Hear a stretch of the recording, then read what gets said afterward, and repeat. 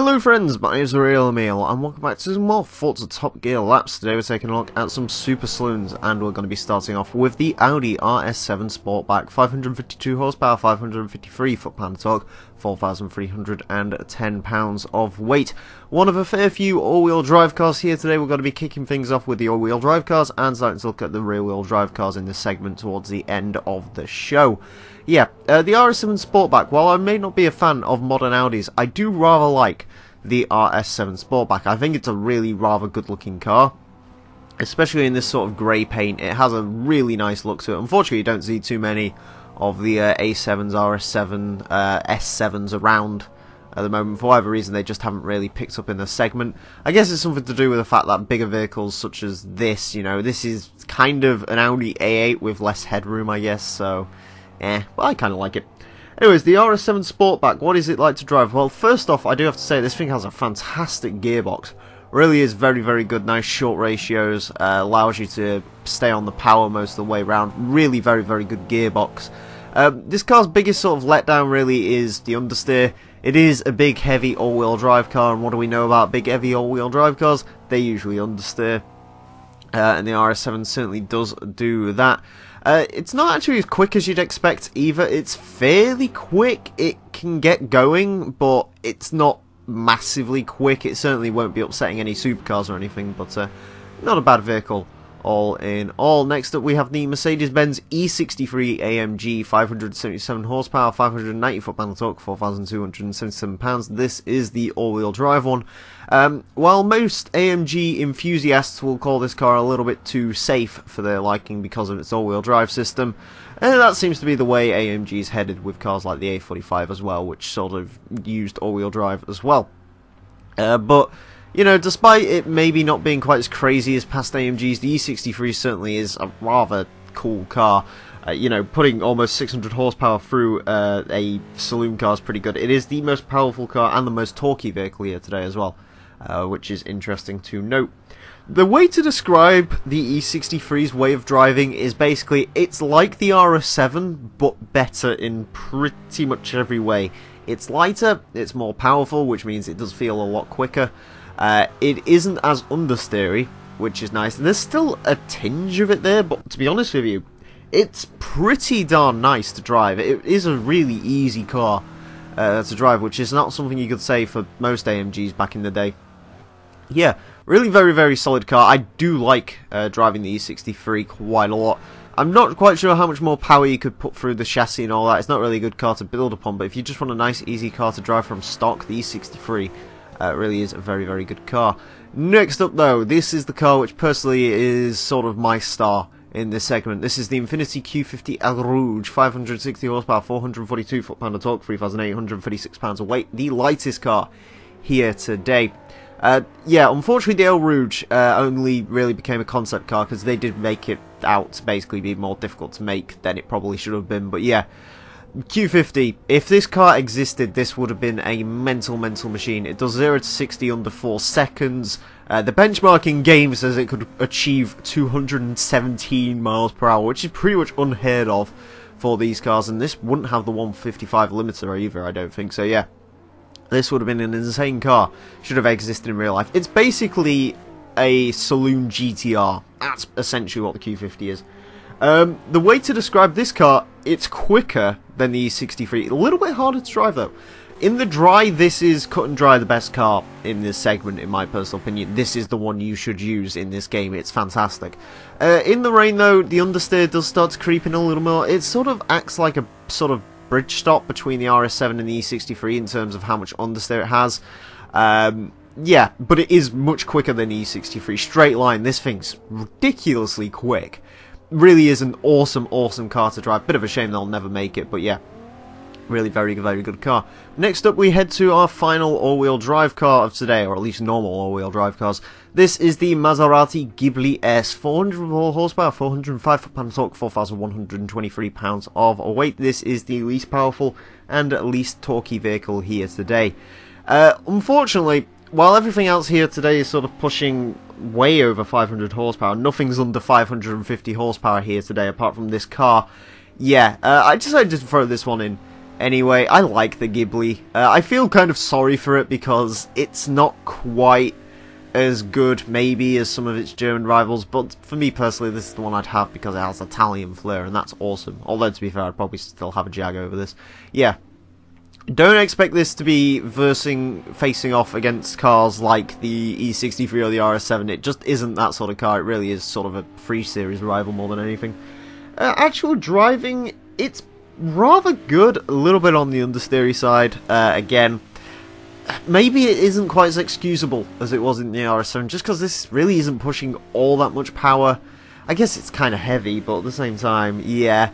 A little bit more understeery than I'd like, but it's still certainly a pretty good car as far as this goes. In the rain, you know, rear-wheel drive cars don't handle as nicely as all-wheel drive cars, so the Ghibli, if you're going on a wet track, actually isn't a bad choice, but yeah, there's definitely better choices out there. Next up, we go to probably my favourite looking car out of all of these. I really like the way this thing looks. This is the Jaguar XFR-S, 550 horsepower, 502 foot-pound of torque, 4,380 pounds of weight. Surprisingly, despite being a rear-wheel drive car, this is actually the heaviest car here today. Or at least heaviest of the normal cars. You'll see why I say normal cars towards the end of the show. But yeah, it is an awesome, awesome car, this Jaguar XFR-S. It looks fantastic. I love the blue paint. I love the wing. It's insanity. It's great. I love Jaguar when they go a little bit sort of off the wall, and this car certainly is off the wall. Makes a fantastic noise as well. Big V8 bellowy engine under the hood. This one, the best way to describe this car, it's a big old bruiser. This really is, out of all the cars here today, this is the most muscle car-esque feeling car. I believe I used that term last time with one of the ultimate sports cars.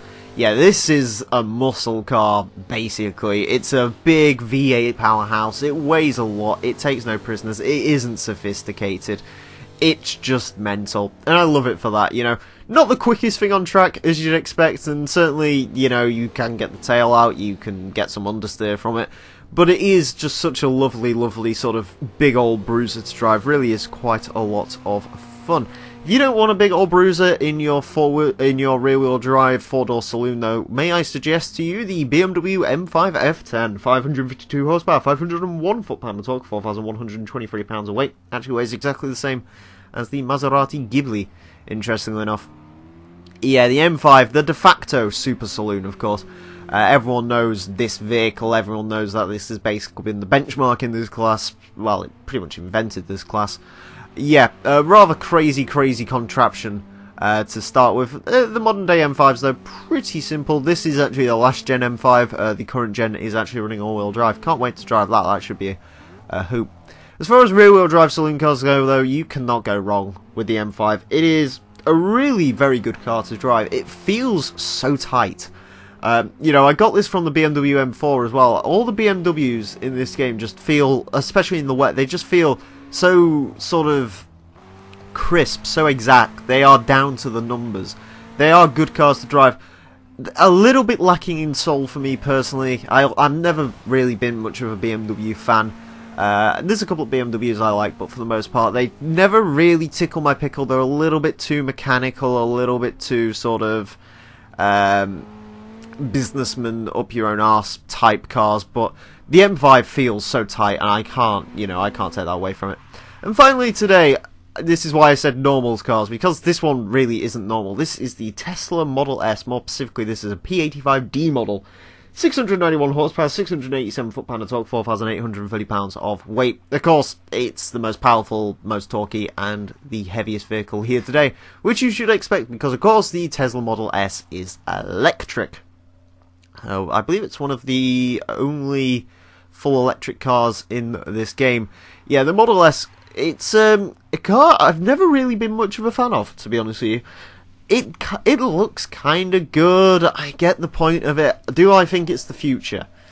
Not really. I still think there's a lot of infrastructure that needs to happen with these electric vehicles. But certainly I can't deny the fact the Model S is quick. This thing's stupidly quick. It can monster pretty much anything here today. Acceleration-wise, you can't really go much quicker. You really can't, especially for the money. This car's only like 100,000 credits. which is pretty good value for what you get acceleration wise. Handling's a little bit of an iffier subject. It's very heavy, very heavy. I do find this car actually does a lot better in the wet though. It seems to not really change its handling dynamics too much. In the dry, this thing is pretty awful. Most of the four-wheel drive cars here today can run rings around it, but in the wet it isn't too bad, and as a result it is actually pretty high up the leaderboard. The fastest car today though was the Q50 Rouge, going into 69th place with a 124.661. Just behind it though was the Tesla Model S, going into 70th place with a 124.678, beats out TVR Sagaris, Aston Martin V12 Vantage S, the Lotus Exige, the Vanquish. The E63 goes into 75th place with 125.057, which is a pretty good time as well. Beats quite a few of the sort of higher end sports cars, beats the Viper and so on and so forth.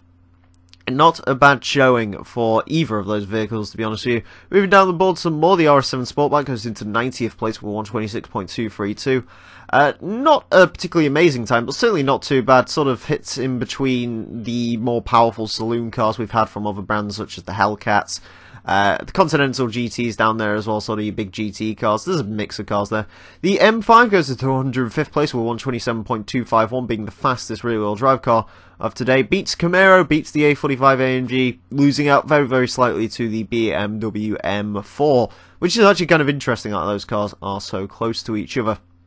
And finally today, the XFR-S goes into 113th place with 127.712, beating out a BMW M3 The Maserati Ghibli, unfortunately, is the slowest car today, going to 115th place with 128.077. Does beat out an Audi TTS, Ford Mustang Cobra R, and R32 Skyline, so it's actually not a bad time from the Ghibli, but unfortunately it is the slowest car of today.